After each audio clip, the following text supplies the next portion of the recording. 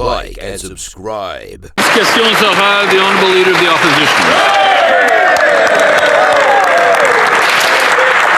Mr. Speaker, we learned today that 8 months after the Prime Minister was elected, promising to build nation-building projects at speeds not seen in generations, he hasn't even begun consulting with First Nations people about his promised pipeline to the Pacific. And now the Assembly of First Nations has condemned his plan because he hasn't done any consulting with them. Today he will address the Assembly. Will he for once say one thing to no matter who the group he's speaking to, be clear that he wants the pipeline to get built and that he'll get the consultations done to make it happen? The Right Honourable Prime Minister.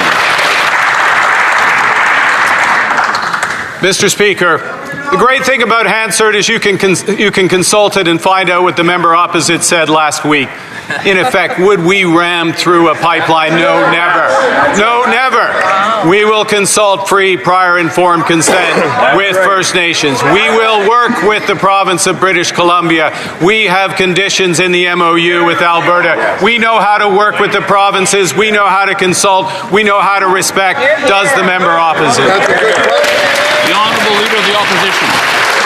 Yes, Mr. Speaker, transcripts are great things, and he just renamed Justin Trudeau's immigration minister to cabinet, the guy who destroyed our immigration system and helped double the housing costs in this country. And that minister has now had something to say about this Prime Minister's failure to consult on pipelines. He said the consultation should have started yesterday, and it can't be done on a desktop, making reference to his fellow ministers' promise that they would do consultations by Zoom. So why is it that he didn't start 8 months ago consulting First Nations? Is it because he doesn't care what they have to say, or because he just doesn't want the pipeline to get built? The Right Honourable Prime Minister. Mr. Speaker, I recognize this situation is very, very complicated for the member opposite. That's right. First off, you have to have a pipeline project. You have to have a private proponent. In order for that to happen, we had to create the conditions precedent. We have now done that because we talk to the provinces. We work with the provinces. Mr. Speaker, in the Building Canada Act, which was passed before the member opposite returned to this House, we set out the consultation process for nation-building projects. The Honourable Leader of the Opposition. So he's broken his promise to get big projects built, and now we learn that he has broken his promise to get houses built. He promised during the election he would double home building to 500,000 units per year. Today, the Parliamentary Budget Officer revealed that his brand new bureaucracy will only build 5,000 homes per year. 99% less than he promised, Mr. Speaker, after Conservatives built well over 200,000 homes at half the cost today. Why won't he listen to us and stop building bureaucracy so that we can start building homes? The Right Honourable Prime Minister. Mr. Speaker, the great thing about being a lifelong member of Parliament is you've never built anything and you don't know numbers. True.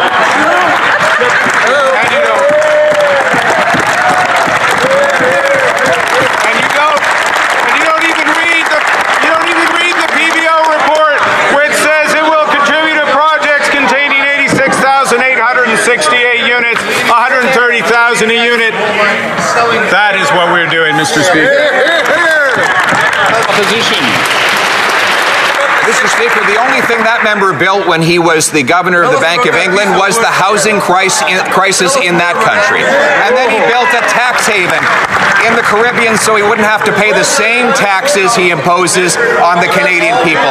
Our youth need homes, jobs, and hope. This Prime Minister only offers them broken promises and more sacrifices. He even held a photo op in front of a house that was dismantled after he left it.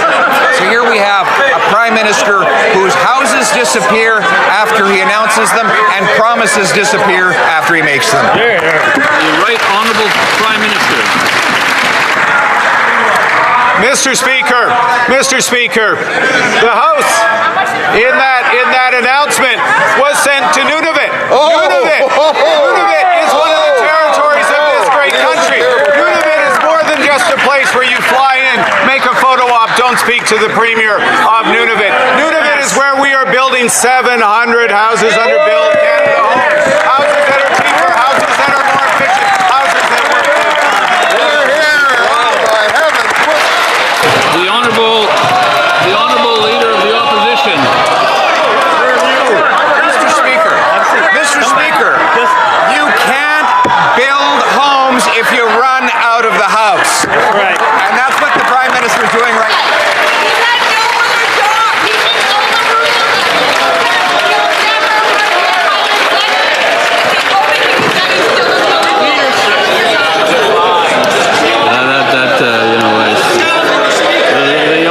The honourable leader of the opposition knows that is very close to the line, and his colleagues know that there's no singing in the House. So anyway, the honourable leader has the floor now. Mr. Speaker, it's very sad the Prime Minister does not want to debate how we get homes for our youth. Our young people deserve homes, jobs, and hope. He was feeling very cocky a few minutes ago until he worried that I might present him with the facts. That the Parliamentary Budget Officer revealed today that his new housing bureaucracy will build only 5,000 homes per year, which is barely 1% of the 500,000 homes that he promised during the election. Construction is falling off the cliff. Why won't the Prime Minister stand in this House and debate it? The Honourable Government House Leader. Mr. Speaker, for the record, the Prime Minister is doing his job, and now he's off to speak with the Assembly of First Nations, doing the job of the Prime Minister of Canada, not standing in this House doing quippy quips for Twitter.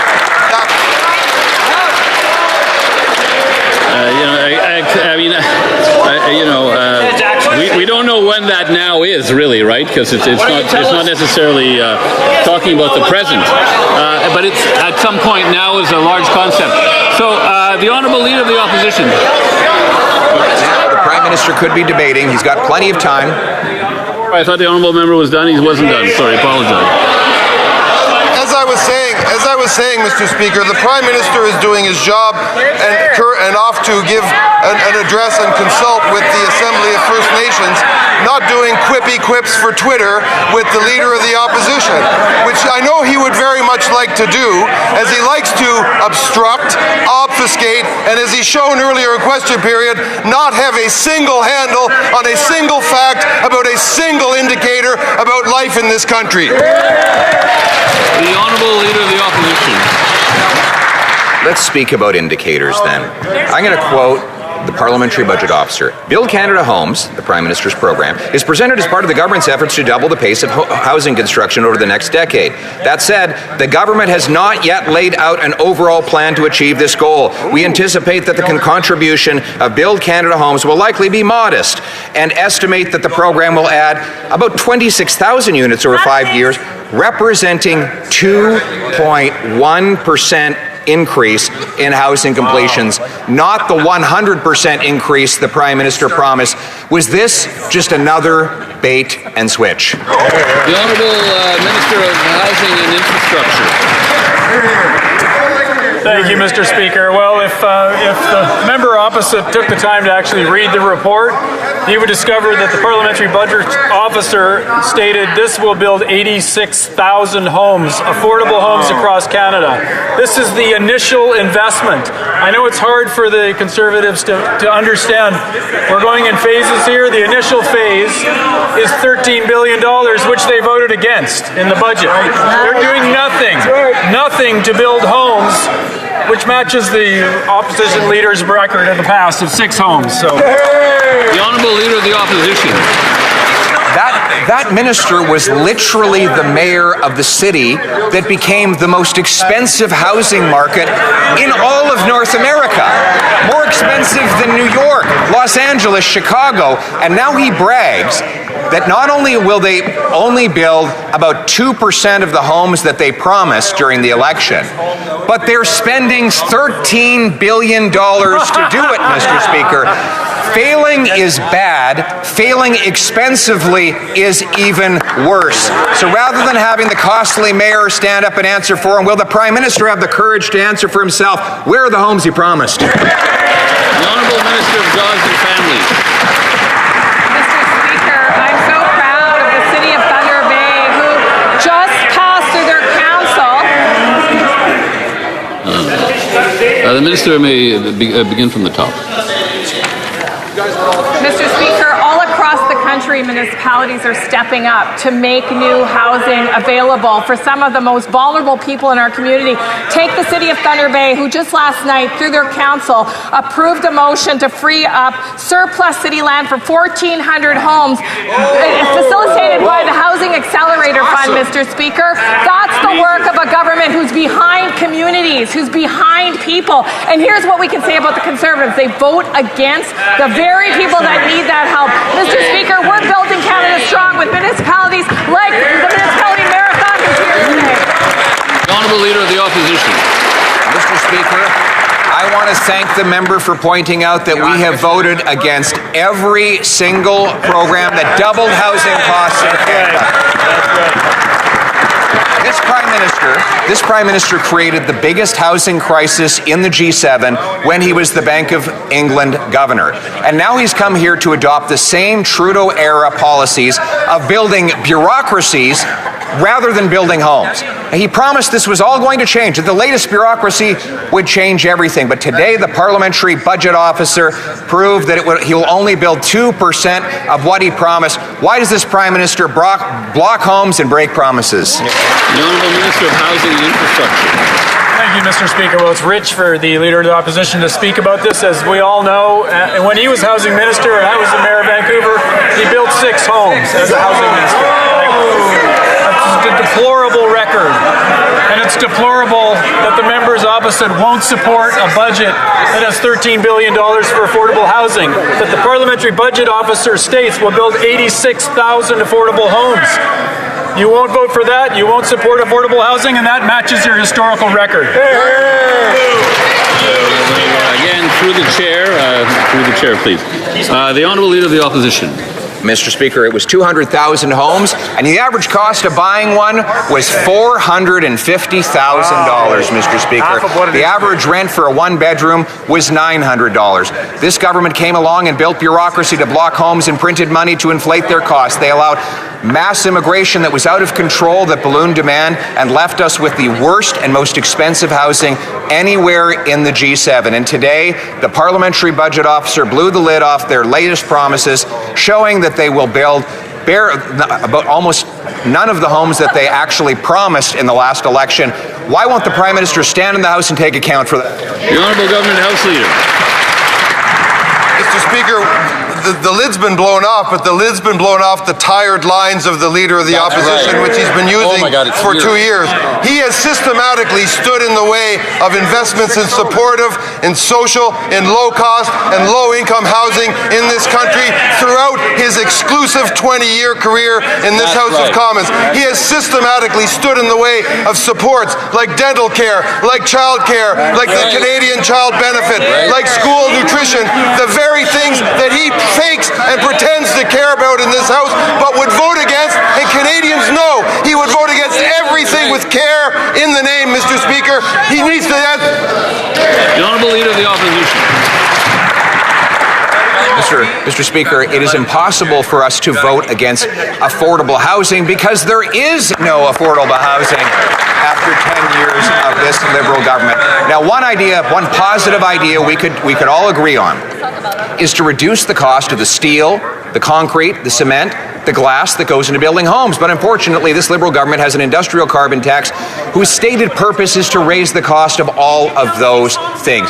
Why won't they accept this positive idea to take taxes off home building so that our youth can finally have homes, jobs, and hope like they deserve? The Honourable Minister of Jobs and Families. Mr. Speaker, Speaker, yesterday it was distressing to see member of Parliament after member of Parliament from the Conservative side vote against and argue against relieving consumers of the price of carbon, which we have, as you know, in this bill in front of the House, promised to do, which they voted against. Mr. Speaker, they will vote against a tax cut for 22 million Canadians. Mr. Speaker, something again that Conservatives like to talk about, lower taxes, but in actuality, fight against. So who are they really fighting for, Mr. Speaker? Because it sure isn't the Canadians or the Conservatives I'm talking to in Thunder Bay Superior. Leader of the opposition. Mr. Speaker, the industrial carbon tax is not just a tax on homes, it's a tax on food. When you tax the steel that goes into farm equipment and the fertilizer that is necessary to grow food, when you tax the food processor, you tax the food. No wonder that since this Prime Minister took office, food prices have increased roughly 40% faster in Canada than they have in the United States. Canadians deserve affordable, nutritious, delicious food on their plate. Will the Prime Minister stand up now and agree to get rid of the industrial carbon tax so that Canadians can afford to eat? The Honourable Government House Leader. Here we go again, Mr. Speaker. Here we go again with the imaginary taxes. And as my colleague just said, when presented with the opportunity to vote for a tax cut for every single income taxpayer in this country, they say no. When they get a chance to vote to cut the GST, to remove it on the GST for first-time homebuyers, they say no. When they get the chance to vote for the removal of the consumer carbon tax, what do the Conservatives say? No, Mr. Speaker. When the time comes to